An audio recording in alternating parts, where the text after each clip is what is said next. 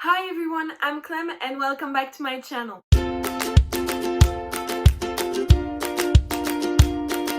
Today I'm going to be sharing with you some of my favorite opening lines in books.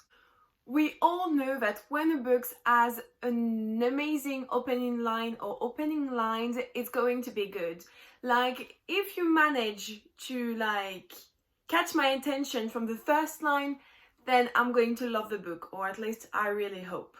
So some of the opening lines I'm going to mention, I like them either because you get a glimpse of what's going to happen in the story, I don't know, it's a mystery, or you directly want to know what will happen, or either just because it's funny. So the first opening lines I'm going to mention is from The Upside of Unrequited by Becky Abetali, and in this one you're following the love life of Molly, who is she has curves and she always thought that because of her body she couldn't be loved by someone, and they're also a love story with a twin sister, they're twins and they're really different. Still, it's not the point. I love this opening line because it is, I'm on the toilet at 9:30 club and I'm wondering how mermaids pee. Okay, you see, it's just funny because it's the first line in the book, and I like it because when I first read this line, I remember telling myself that this book is going to be funny. And I like it also because it's totally something I could wonder, sitting on the toilet or even anywhere, not even being drunk. Those are the kind of questions I'm asking myself all the time. Sometimes I'm with my friend and I'm going to watch them and say, girls, do you know how? And with something completely stupid. So I really identified with Molly in this book, and I could feel that with the first lines. Next, we have Legend by Mary Lou, and this is the first book in the Legend series. And the opening line is we have the point of view of Day, which is one of the two characters, and the first line of the book is, my mother thinks I'm dead. With just this line, you want to know more. You want to know why the mom of Day thinks Day is dead. Because you don't know anything about it. You just know that from the synopsis that Day is a criminal. But why is he supposed to be dead? And what does it mean for his life? Is he going to see his mom again? So with just this line, you really get a glimpse of what is going to happen and who is Day. With just one line, you can see that he is going to be a completed character, with a completed life. So yeah, I love this line. The next opening lines are from Queen of Air in Darkness by Cassandra Clare. So if you don't know, Queen of Air in Darkness is the last book in the Dark Artifices trilogy by Cassandra Clare. And if you've read Lord of Shadows, you know how this book ends. At the end of Lord of Shadows, there is a cliffhanger so horrible. I couldn't believe that Cassandra Clare had did that. It was awful, and when we finally got Queen of Air in Darkness, we knew that it was going to start right after the end of Lord of Shadows, and so we have these opening lines. There was blood on the concealed days, blood on the steps, blood on the walls and the floor, and the shattered remnant of a mortal sword. And you're like, okay.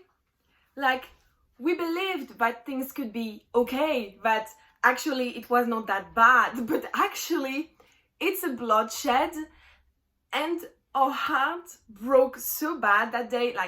I'm talking for mine, okay? I don't know if you read this, if you were heartbreaking or not, but me, I was heartbroken.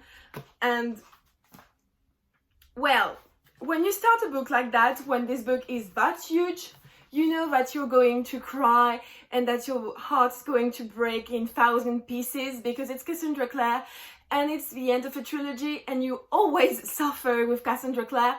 And in this one, we did suffer. It was awful. I loved it, but at some point, I was so sad. And just with the beginning, with the just first chapter, you're crying because it's super sad, because it's just what's happening after the end of Lord of Shadows, and it was awful. The next opening lines, and they are like, it's a bit longer, it's from the first book in the Magnus Chase and the God of Asgard by Rick Riordan, and this is The Sword of Summer. If you ever read a book by Rick Riordan, you know that he's super funny, sassy, he had sarcasm, and I love it. And also, he's one of the one of the only author who gives title to his chapter, and the chapter are always super funny. And in this one, it might be the best opening lines in a Rick Riordan books. So the name of the first chapter is Good Morning, You're Going to Die. And then it goes like this. Yeah, I know. You guys are going to read about how I died in agony.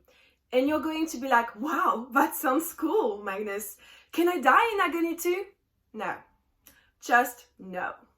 And then I'm not going to continue, but those 4 first lines are just amazing. And I remember that I picked Magnus Chase a while after reading The Heroes of Olympus, so it had been a while since I read anything by Rick Riordan, and just adding this title for the chapter and those 4 first lines, I was like home. I felt home, and I knew I was going to have a good time reading Magnus Chase, and that Rick Riordan was going to do an amazing job once again with his book, that I was going to laugh, to have a good time, to enjoy it.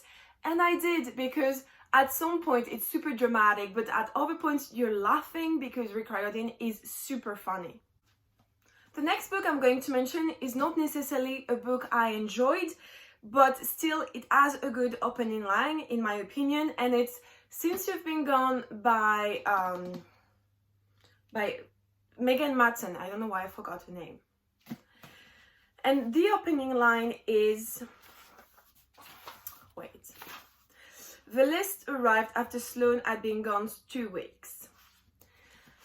And I like it because with just one sentence, you have a glimpse of what is going to happen in the story, because you have this list that is mentioned, and you have the list at the back of the book, so you know what is the list.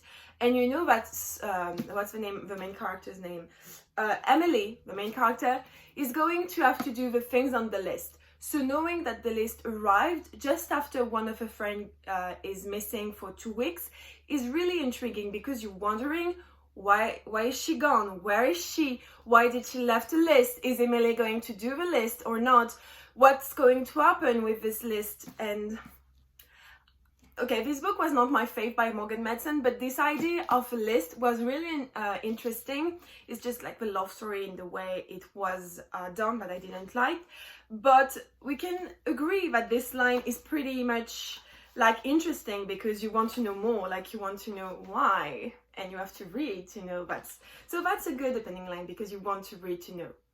Next, we're arriving to A Conjuring of Light by V.E. Schwab. So this is the last book in the Shades of Magic trilogy.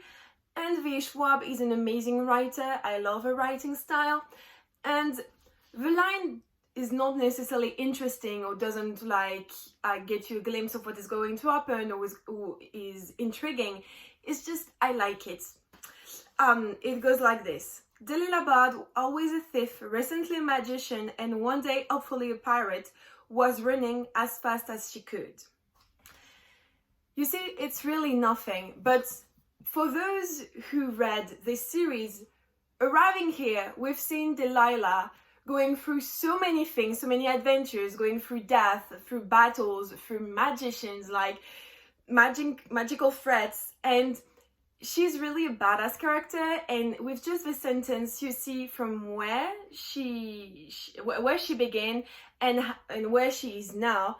You see all the path she walked. No, not she walked, like all the things she had to overcome during the trilogy.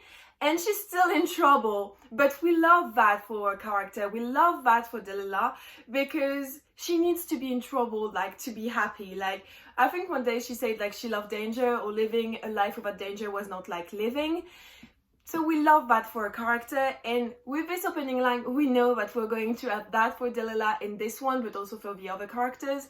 And also, she's a pirate, she's a thief, and she's also a magician. Like, you have to love her because she's amazing. The next book I'm going to mention is actually The Raven Boys, but I don't have it, so I'm just going to show you the second book. But The Raven Boys by Maggie Stiefvater. So this is the first book in the Raven Cycle Quartet. And the line goes like this: Blue Sergeant had forgotten how many times she had been told that she would kill her first love.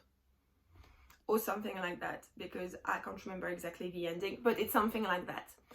And it's the first line in a series. Like, I mean, you have to be intrigued by this, because, like, what does it mean? Is, like, does she know who is her first love and so she's going to avoid him? Or, like, what is it? Is it a curse? Is it, like, magical powers? Why is she going to, how is she going to kill him? How is it going to happen? Who is it going to be? You have so many questions happening in your mind with just one line. It's a good job, because you want to know more. And like in the first page or in the first chapter, you discover that actually she's going to kill him by kissing him. And you're like, you know that you're going to have some, like, a love story that's going to break your heart, because it's sure that Blue Sergeant is going to fall in love with one of the Raven Boys, and that they are going to want to kiss, but they can't. So how is it going to happen? We are going to have so many angst, and you're going to want them to kiss so badly, and you're going to not want them to kiss because they're going to die, and you're going to ask, like, is the curse real or not? Like, how is she going to break it? You see, this is a powerful first line. Like, it does an amazing job, because it leaves you wanting more and wanting to read to find answers. The next book is one of my latest favorite, and it's from The Guinevere's Deception by Kristen White. And the first line is: there was nothing in the world as magical and terrifying as a girl on the cusp of womanhood. Once again, it has nothing really, like, it doesn't like intrigue you or anything like that. It's not funny, but I like it, because with this sentence I remember telling myself that this book is really going to be about a woman discovering stuff about herself and growing up. And that's exactly what happens in this book. Okay, you have the whole Camelot drama, Excalibur, magic and stuff. But in the middle of all this, you have Guinevere. It's not actually Guinevere. And she's going to learn so many things about her family, her past, her life, and herself. She's going to grow up so much, and I loved that for her. Like, I loved that she learned so many things, and that she learned that she was the only one who could decide what was good for her, and that no man were going to decide for her. And I loved that. And actually here, with just one sentence, you can get that. You have a sense that this is going to be about growing up and empowerment. I can't say it. I was singing also about empowered women who's going to, like, decide for herself what's good for her, and I loved it. Next we have Illuminated by Kristoff and Amie Kaufman. This is the first book in the Illuminated trilogy, or Illuminated Files. And if you've read this, you know that this book series is amazing and really unique, because it's told through files, through interviews, through datas and everything. And the first line of this book is: so here's the file that almost killed me, director. And you don't really know who's talking. Why are they talking? To whom are they talking? And you're like, okay, so the file is dangerous, like it's something some people don't want to see, or don't want to, like, they want to destroy, because, like, the person who's telling you this almost died for these files. And you're wondering why, because if I remember the synopsis, you don't really know what's happening in Illuminated. And so you have, once again, so many questions with just one line. You're like, okay, so the file is pretty huge, and you're going to know throughout reading the file what's going to happen. I mean, like, just like any books. But there's danger, because he almost got killed for it. So it's like a sensitive subject. Like, some people don't want to hear about this file, or it's dangerous for them. I mean, with just reading this line, I was so into it. I wanted to know way more, and that's why I read it, and I loved it. And last but definitely not least, I have to mention Harry Potter and the Sorcerer's Stone or Philosopher's Stone by J.K. Rowling. Because for every Harry Potter fan or Potterhead out there, we know that the first line of this book takes you home. Like, we just have to read this line, which I'm going to read you right now. Mr. and Mrs. Dursley on number 4 Private Drive were proud to say that they were perfectly normal. Thank you very much. With just that, you're home. Because you know it's Harry Potter and you're going to like it and you're going to love it and it's going to be amazing but also heartbreaking. And it's just like home. It's just when you hear the theme song of the movies, you're like, oh yeah, I love Harry Potter, thank you, it's my life. So it's just this line, you travel so far in your imagination. It's amazing. The line in itself has really nothing like interesting, but since it became such a phenomenon, those lines are really amazing and they do the job. So yeah guys, that was it for my favorite opening lines. There are, I'm sure, several other opening lines that are amazing, but I haven't read them yet. So tell me in the comments down below, what is your favorite opening lines? I would love to know. Also, don't forget to subscribe to my channel. We're almost at 300 subscribers. I'm super happy and thank you to all of you. Also, don't forget to like this video and I will see you next time. Bye guys!